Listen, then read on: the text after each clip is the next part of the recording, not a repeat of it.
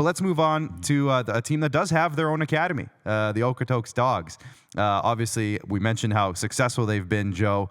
Can you talk about kind of just the outlook as we enter this new season? I will never, ever count out the Okotoks Dawgs. And even though this year, I don't know if Ian will agree with this, but this year feels like there's a bigger transition than maybe what we've seen in the past in terms of some of the senior guys. There's no Graham Brunner. He's Mr. Okotoks. He's a guy who started every big game, big lefty who always threw 4 or 5 big quality innings for them. I don't think he lost him in the playoffs. Like, this guy was just Mr. Automatic. He's no longer there.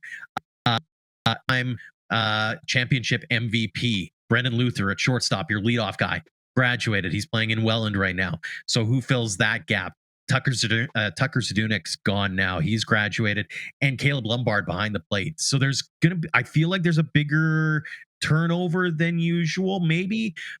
But I've also, again, I've learned never to count them out. They've got a really strong recruiting class this year, headed up by a couple of seniors with Logan Grant and Connor Croson.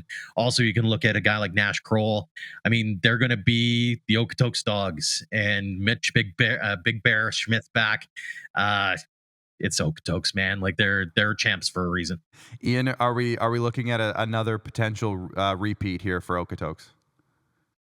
So before I came on here, I was looking up four-peats, how many four-peats had happened in this league. And you have to go back to the 1960s of the Saskatchewan Major Baseball League, which was where this league has its roots, and North Battleford to find that.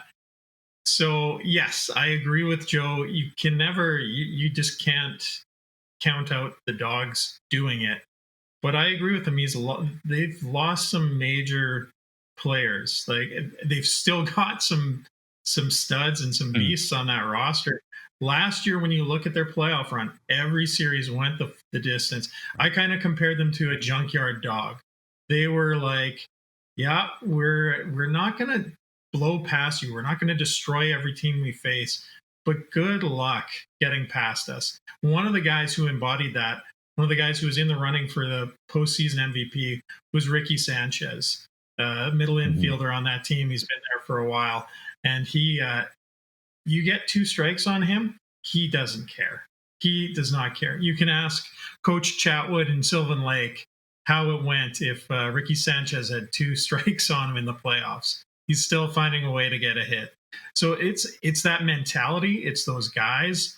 I do think the Graham Brunner and Caleb Lombard, both those guys, losing a catcher like Lombard and a pitcher like Brunner, you don't just replace those guys. Those are going to be big losses. But Okotoks always seems to find a way. Cade Herman is another bullpen piece that they've had for a while. He's not coming back. But they always just seem to have parts. Other years I've compared them to the Big Red Machine. They just, take out one player, put in another player, and repeat. So, and repeat is what they've done. So we'll see what they can do, but you absolutely cannot count out the Dawgs. Yeah, and when I was talking to Lou Pote, obviously their coach, he said the biggest key in the X factor for them is culture. The winning culture is just set in there, so we'll see if they can continue it.